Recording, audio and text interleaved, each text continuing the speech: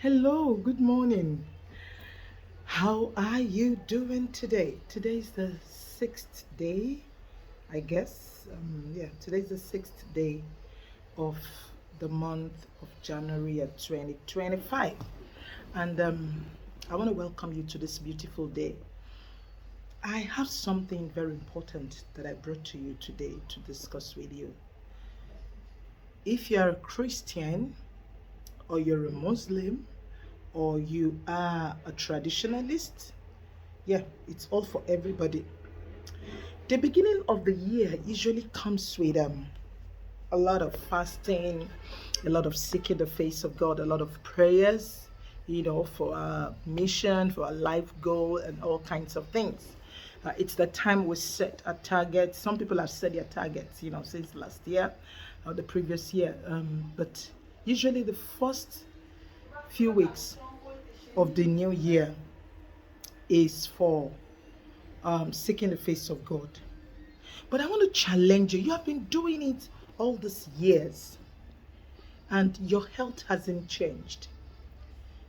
Sometimes your health is just deteriorating.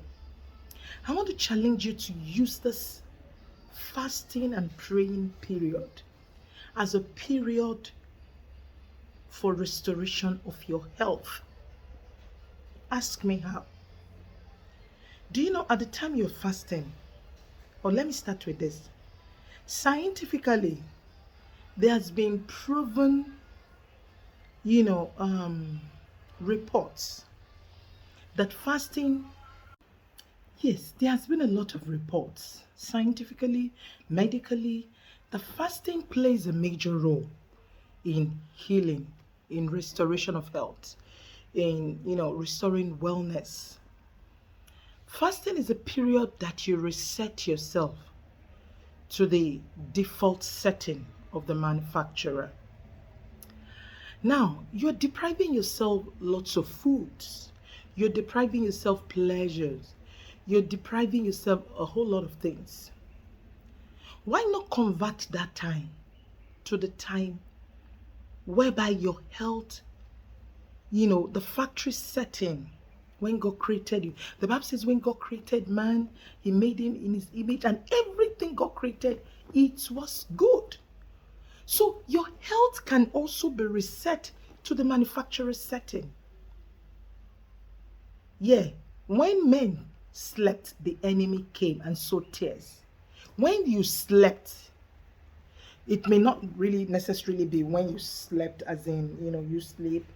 But when your eyes are down, when your arms were down, I mean arms as in what you guard yourself in, when they were down, the enemy came in. Who was the enemy? You might have invited the enemy by yourself, probably by what you ate, probably by the way you lived your life, your lifestyle. But fasting could be a time whereby you could reset your wellness, your wholesomeness. And that is why I'm challenging you. I belong to the Redeemed Christian Church of God, and the head of our ministry, of our organization, has declared a 100 days fast.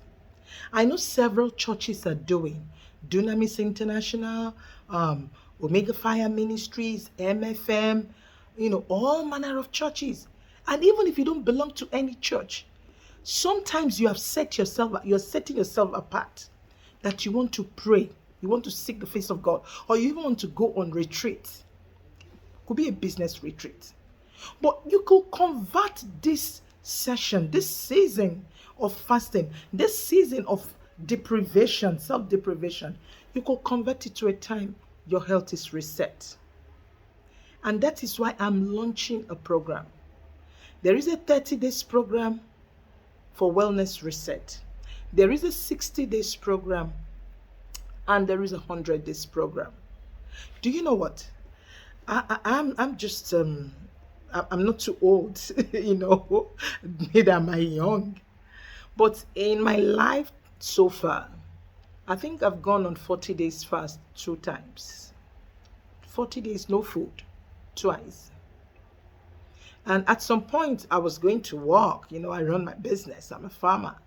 I was going to work, and after some time I couldn't continue because I was very weak. So I had to set myself apart and went to a mountain. And it's one of the best mountains. In short, it's about the best you can find in Nigeria and in Africa. That's Mount Carmel, prayer mountain in Ifewara. And I was just there. Every morning there is, a hill. You're climbing there. You get, to your room, prayer hut, where you enter in and, pray. You wrestle with God, with man, with angels, And it was such a beautiful time going on a 40 days fast. Well, they say 40 days dry fast. How dry it is, I don't know, because you definitely have to drink something, and usually water. Some people take fruits, yeah, and some people take beverage. It depends. See, fasting, it depends on your relationship with God. Let's not deceive ourselves. If you can do 40 days fast or 30 days fast, dry fast, as you call it, do it. But you have to have knowledge. You can't be a laborer carrying a pan or bags of cement or working on the machine tools and all that, and you're doing a 40 days fast or that 30 days dry fast. No, you will collapse, and if you die, people will mock God. They will mock your church. They will mock your leader in the church or mosque that told you to go and do fast. If it is 7 days fast you can do, in all this fast that you want to do, you must be hydrated. If you're a conductor of a bus or you're a truck driver, you must have something in your stomach if you want to do dry fast. Or if you want to do marathon. I think the best word is marathon, because you don't really sit down to eat. But let me tell you my own approach. My own. Please don't. That's why I said fasting and spirituality has to do with your relationship with God and you understanding your body. I once know of a woman, a mother. She's like a mother to me. Her fasting starts by 12 noon of the first day of the day, and she breaks, by 12 midnight of the other day. Because it has to be 12 hours. So they say 6 to 6. So she carries her own from 12 noon. Because of the nature of her work, she will go to work. She will do all sorts of things. It's a laborious thing for her. And she still wants to incline, with a spiritual assignment. So she eats till about 12. And she goes. After 12 noon, she doesn't take anything again. It is until the following day. She starts again at 12 noon. So understand what works for you, because I could be in Nigeria now and I'm fasting 6 to 6 and I have to, take a flight to the US or to India. The timing will change. The most important thing in the fasting is for you to deprive yourself of pleasure of food and pray. Because if you fast and you don't pray, it is zero. But now, I've said all this. I want to bring a verse of the Bible. Which book of the Bible says that? He says, is this not the fast that I have commanded? That you lose the bands of wickedness. Any preacher will want to tell you that, okay, stop doing evil and that. But I'm preaching here also that the wickedness I'm looking at before you today is the wickedness of what you eat. Not the wickedness that you do to other people, the one you do to yourself. The wickedness of the kind of food that you eat.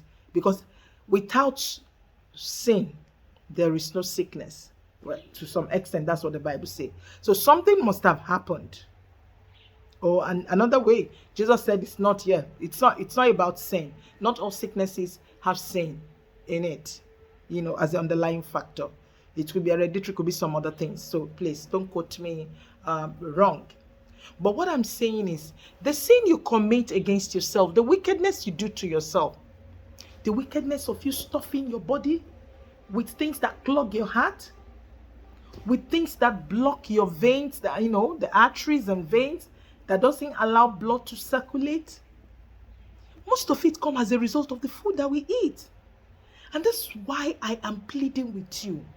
As you're going into fasting this time, I want to speak with and appeal to leaders of churches, spiritual organizations, that please help us tell your branches, the branch heads, that carbonated drinks should not be served in church. Some churches, they do provide, or mosque, they provide, things to break their fast.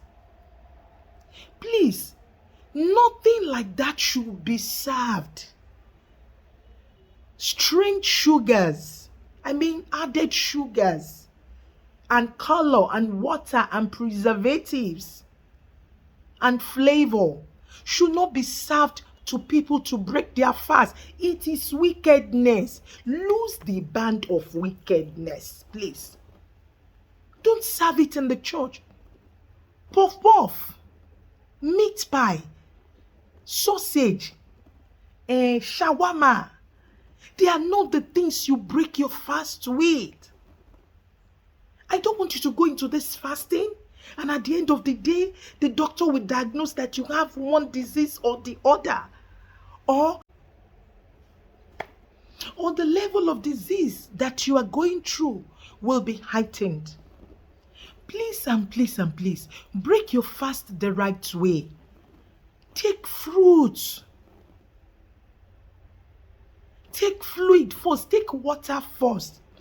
Don't break your fast. You have just finished praying and you want to break your fast, and you are gulping a bottle of soda, a bottle of those things, the name. We call them mineral. That's the general name we call them here. Don't break your fast with it. It is an error. Not even malted drinks. It is an error. Break your fast with natural things. Break your fast with water. Break your fast with fruits. And if you sign up for any of our programs, and we go into a relationship with you, we know the medical challenges that you have, we'll be able to guide you on what you can break your fast with, so that within 30 days you will reverse, you will reset your health status. Please, I want to beg you, if you are a church leader, a father in the home, a mosque leader, and your people are fasting, or you own yourself, don't eat killer foods at the end of your fast. Sign up for our programs. You'll get more information about it, and the Lord bless you. I want to see you at the side of wellness by the time your church fasting, or I want to see you at the side of health. Thank you very much. I remain yours truly, Bosede Obo, Herbalist Livingstone. Anything that has to do with food, good one, medicine in your food, that is where you find me. Till I come your way.